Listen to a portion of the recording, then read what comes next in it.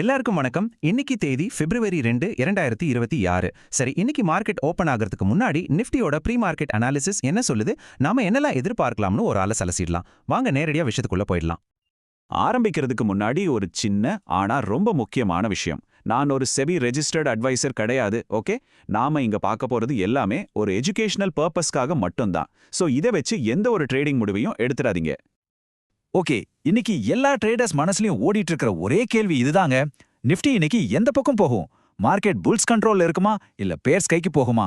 வாங்க இத கண்டுபிடிக்கிறதுக்கான முதல் ஸ்டெப்பை பார்க்கலாம். இன்னைக்கு என்ன நடக்க போகுதுன்னு தெரிஞ்சுக்க முதல்ல நேத்து என்ன நடந்து முடிஞ்சதுன்னு பார்க்கணும் இல்லையா? அது ரொம்ப முக்கியம். சோ பிப்ரவரி 1ஆம் தேதி மார்க்கெட் எப்படி க்ளோஸ் ஆச்சுன்னு ஒரு நசர் விடலாம். நேத்து மார்க்கெட் முடியும் போது நிஃப்டி ஸ்பாட் 24,825ல வந்து நின்னுச்சு. இந்த நம்பரை நல்லா ஞாபகம் வச்சுக்கோங்க, ஏன்னா நம்மளோட இன்னைக்கு அனாலிசிஸ்க்கு இதுதான் பேஸ். அதே சமயத்துல நிஃப்டி ஃபியூச்சர்ஸ் எங்க க்ளோஸ் ஆச்சுன்னு பாத்தீங்கன்னா 24,853. இப்போ இங்க ஒரு முக்கியமான விஷயத்தை நீங்க கவனிக்கணும். ஸ்பாட் பிரைஸை விட ஃபியூச்சர்ஸ் பிரைஸ் அதிகமா இருக்கு. இந்த கேப் நமக்கு ஒரு முக்கியமான சிக்னல் கொடுக்குது. அது என்னன்னு பாப்போம். அந்த சிக்னல் என்னன்னா, மார்க்கெட் மேல போக வாய்ப்பு இருக்குன்னு ட்ரேடர்ஸ் எதிர்பார்க்கறாங்கன்னு அர்த்தம். ஸ்பாட்டுக்கும் ஃபியூச்சருக்கும் நடுவுல இருக்கிற இந்த வித்தியாசம் கிட்டத்தட்ட 28 பாயிண்ட்ஸ். இதுக்கு பேர் தான் பிரீமியம். இது மார்க்கெட்ல ஒரு பாசிட்டிவ் சென்டிமெண்ட், அதாவது ஒரு புல்லிஷ் சென்டிமெண்ட் இருக்கிறதுக்கான ஒரு க்ளூ. ஓகே, நேத்து டேட்டாவை வச்சு இன்னைக்கு மார்க்கெட் எந்த ரேஞ்சுக்குள்ள டிராவல் ஆகலாம்னு இப்ப பார்க்கலாம். சிம்பிளா சொல்லணும்னா இன்னைக்கான சப்போர்ட் எங்க இருக்கு, ரெசிஸ்டன்ஸ் எங்க இருக்குன்னு தெரிஞ்சுக்கலாம் வாங்க. இப்போ பாருங்க, இதுதான் ரொம்ப இன்ட்ரெஸ்டிங்கான பார்ட். இன்னைக்கு நிஃப்டி மேல போச்சுன்னா 25,151. இது ஒரு பெரிய தடையா, அதாவது ஒரு ஸ்ட்ராங் ரெசிஸ்டன்ஸா இருக்கும். ஒருவேளை மார்க்கெட் கீழே இறங்குச்சுன்னா 24,499 ஒரு நல்ல சப்போர்ட்டா வேலை செய்யும். இந்த ரெண்டு நம்பர்ஸும் இன்னைக்கு ட்ரேடிங்க்கு ரொம்ப ரொம்ப முக்கியம்.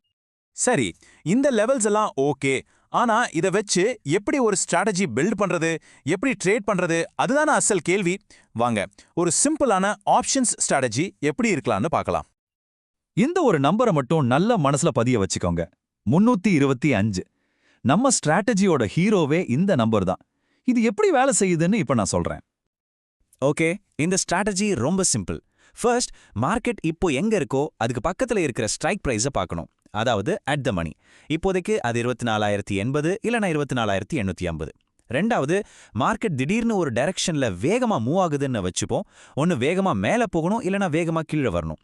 அப்படி நடக்கும்போது நம்மளோட டார்கெட் என்னன்னா, மார்க்கெட் போற டைரக்ஷனுக்கு ஏத்த மாதிரி கால் ஆப்ஷனோ இல்ல புட் ஆப்ஷனோ அதோட பிரீமியம் 325 தோடும். அந்த மொமெண்ட் நமக்கு ஒரு நல்ல வாய்ப்பா இருக்கலாம். இதுதான் சிம்பிள் லாஜிக். சோ இன்னைக்கான மார்க்கெட்டுக்கு நமக்கு இப்போ ஒரு கிளியர் பிக்சர் கிடைச்சிருக்கு. நேத்து க்ளோசிங் பாயிண்ட் என்ன, இன்னைக்கான கீ லெவல்ஸ் என்ன, அப்புறம் ஒரு சிம்பிள் ஸ்ட்ராட்டஜி எல்லாம் பார்த்தாச்சு. ஆனா போறதுக்கு முன்னாடி ஒரே ஒரு கேள்வியோட இந்த அனாலிசிஸை முடிக்கலாம். நாம இப்ப பார்த்த இந்த சப்போர்ட் ரெசிஸ்டன்ஸ் லெவல்ஸை மார்க்கெட் ரெஸ்பெக்ட் பண்ணுமா, இல்ல இது எல்லாம் உடைச்சுக்கிட்டு ஒரு பெரிய பிரேக் அவுட் கொடுக்க போகுதா? இதுக்கு பதில் மார்க்கெட்ல மட்டும்தான் இருக்கு. சோ இந்த லெவல்ஸை வாட்ச் பண்ணுங்க, ரொம்ப கவனமா ஸ்மார்ட்டா ட்ரேட் பண்ணுங்க. நன்றி.